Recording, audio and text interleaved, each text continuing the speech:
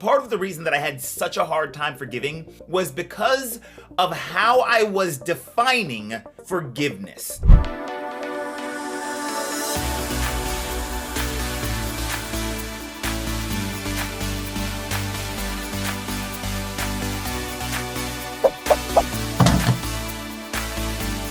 Hey everyone, what's up? Devon Brown here, and in this video, we're gonna talk about how to forgive and let go. Specifically, I'm going to give you 5 steps to forgiveness. To be completely honest with you, these 5 steps, when I discovered them, they absolutely changed my life. A little background before we get into the steps. You see, I used to struggle with forgiveness a lot. Like, I thought forgiveness was one of those things that some people could do and some people couldn't do, and I was just the type of person who could not forgive, who could not let go of the past. And part of the reason for that was because, and this is important, and maybe you're doing this too, and if you are, then hopefully this really helps, but part of the reason that I had such a hard time forgiving was because of how I was defining forgiveness. So before we get into the 5 steps, let's talk a little bit about that. You see, I defined forgiveness as making it so that whoever did to me, whatever bad action somebody took against me,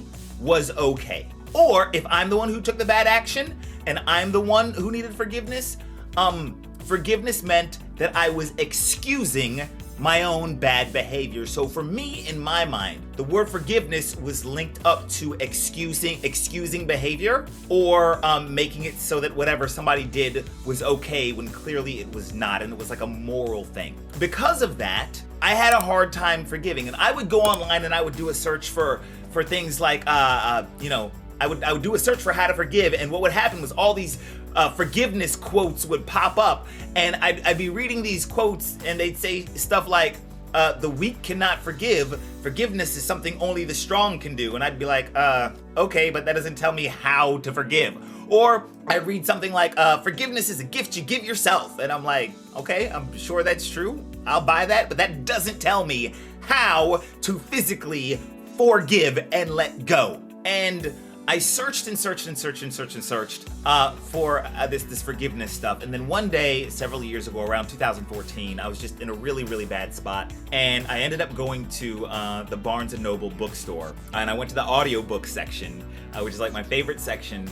And I was rifling through the personal development stuff, the self-help stuff, and I came across this CD. This is the actual CD from all the way back in 2014. It's called Radical Forgiveness by a gentleman named Colin Tipping. Now, a couple of things. Number one, Colin has since passed on. But I had the pleasure of taking one of his advanced courses and actually going and working with him. I am not a forgiveness guru. I'm not. I'm just sharing with you something that really helped me a lot. So what I'm going to share with you is based off of what Colin teaches. So if you have never heard of Radical Forgiveness, go get it. If you haven't read it, go read it, download it on Audible, do whatever you got to do, because what I'm going to do is I'm going to touch on it in this video and touch on the 5 steps in this video. But I just want to take a moment to give all props to Colin Tipping, God rest his soul. This information, and both, he has another one, by the way, called Radical Self-Forgiveness, and they're just 2 amazing books that I can't recommend highly enough. I don't get anything for sharing that with you, by the way. This is not an affiliate link. I don't get money for that. I'm telling you it because it's worth it. So here's the thing, and here's why this radical forgiveness stuff is so different, and here's why the 5 steps I'm going to share with you are so powerful. It's because the first thing that Colin says, one of the first things that Colin says that really struck a chord with me, is he says, the thing you have to understand, first and foremost, is that there's nothing to forgive. Let me say that again. The thing you have to understand, first and foremost, with regard to forgiveness, is that there's nothing to forgive. And that might not make sense, but let me explain why he says it, so hopefully I'll shed a little bit of light on it. You see, if you believe, or if you understand is a better word, that everything that happens for your benefit so that you can grow or learn a lesson, then there's no reason to hang on to it. There's no reason to be angry about it. If you understand that everything in your life you attracted in some way, shape, or form, and the reason you attracted it wasn't to punish you, it wasn't because you're a bad person or anything like that. The reason you attracted it into your life was because there is a lesson inside of there, and once you learn that lesson, then you'll be good to go to move on. And therefore, though, because there was a lesson there, because you attracted it to yourself so that you could gain some positive from it, there's nothing to forgive in the first place. So that's the first thing. Huge mindset shift when I first learned it was that there's nothing to forgive. So why don't we start there? There's nothing to forgive. That being said, all right, Devon, I understand there's nothing to forgive, but you gotta still tell me how to forgive. I'm gonna do that right now. Let's get into these 5 steps, all right? So, step number 1, you want to tell the story as the victim. Part of the challenge that we have with regard to forgiveness, and arguably the biggest thing about forgiveness, is not the event that happened, but rather the story that we are telling ourselves about that event, right? Something happened, and then the story we have around it makes us mad and angry and makes us hang on to that injustice, okay? So let's start off by acknowledging. The very first thing that you do is you acknowledge what happened strictly from a victim perspective. Whatever happened, you tell the story as the victim, because that part of you that feels hurt needs to be heard, right? Needs a little bit of validation. So you start off by saying, this incident happened and this was bad and it was all their fault and F them and yada yada yada and I had nothing to do and it wasn't and the reason you're doing that is just to give that part of you some validation and to let that part of you be heard, right? That's step 1. Tell the story as the victim. Own that victimness fully, okay? Step 2. Feel the feelings associated with your victim story. Now, I know that today there's this whole movement about don't be a victim and stuff like that. Just understand that we're gonna get somewhere with this, and there is a reason for this, right? But step 2 is to feel the feelings associated with that story. If you tell a story where you're just this victim, right? And just you pour it on as far as the victim-tasticness, and you feel the feelings associated with that, then those feelings are gonna be really strong, okay? So you feel the feelings associated with it, and the reason you have to feel the feelings is because there's a saying that goes, you cannot heal what you do not feel. You gotta feel something in order to heal it. You gotta go through it. This is probably the hardest part of the process, is feeling the feelings associated with your victim story. And I gotta tell you, when I was at Colin's event, this was the ugliest part. Like, this was like people crying and snot bubbles coming out in the whole 9. It was legit. But feel the feelings associated with your story. All right, that's step number 2.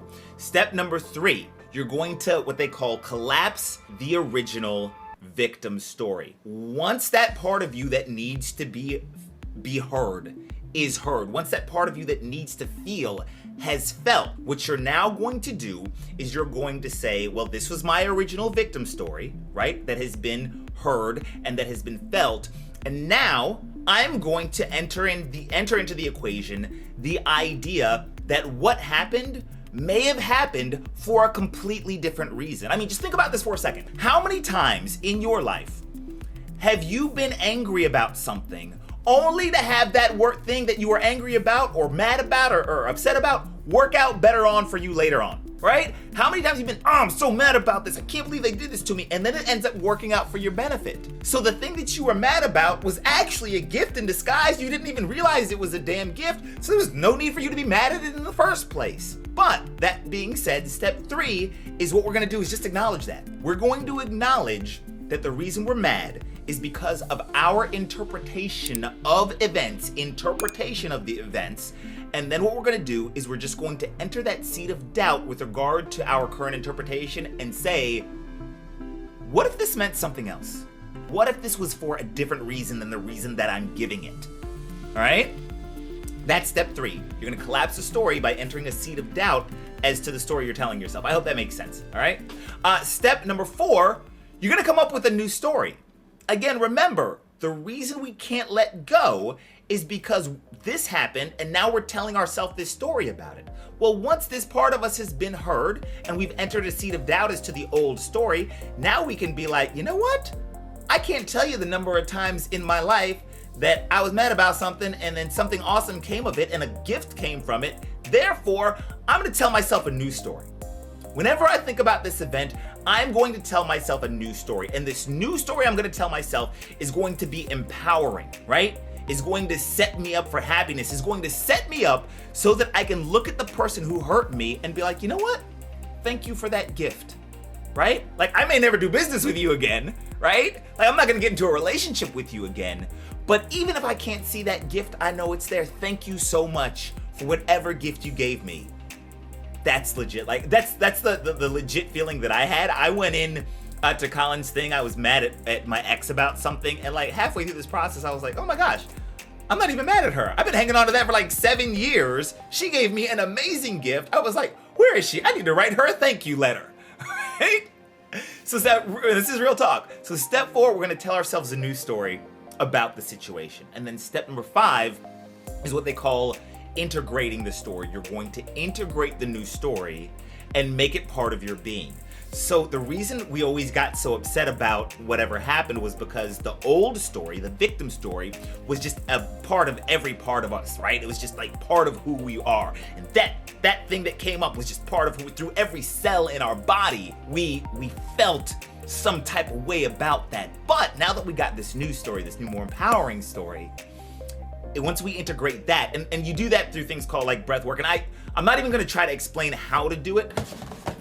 Go get this, go get radical forgiveness. I'm not even gonna try to explain what Colin explains, but the bottom line is step 5 is that you make the new story part of your being. You make the new story, you integrate it into every cell in your body so that now when this new thing comes up, you actually are grateful for it. Like right now, if you were to bring up my ex, the ex who I hung on to with regard to anger for like 7 years for some stuff that she did to me, when I looked back on it and I was like, wow, look at all of these awesome gifts that she gave me. She came into my life to do exactly what she did, or even better yet, I attracted her into my life so that what needed to happen could happen so that I could learn and grow from it. And I did a lot.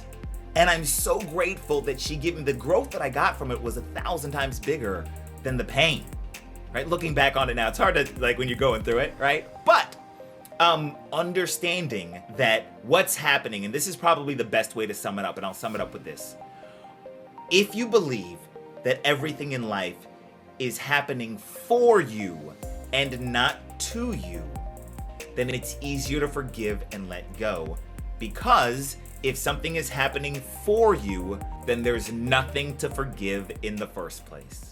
I hope that makes sense. I hope that helps. I'm not a forgiveness guru. I'm just sharing with you some stuff that helped with me. Those are the 5 steps. Step number 1, tell the story as a victim. Step number 2, feel the feelings associated with the story. Step number 3, collapse the original story. Say, oh, this might be something different. Step number 4, tell a new story. And then step number 5, integrate that new story into your very being. My name is Devon Brown. I hope this video has been helpful. If it has been, do me a favor. I don't want any money or anything. Do me 2 favors. Number 1, share it with somebody who might need some help forgiving. And number 2, go get Colin Tipping's Radical Forgiveness and get his Radical Self-Forgiveness as well. I can't recommend them enough. All right, this video has been long enough. Thanks for your time. I'll see you later. Bye-bye. Hey, Devon here. Thanks so much for taking the time to watch this video. Make sure to like, subscribe, and connect with me on social media. And if you enjoyed this content, be sure to share it with your friends.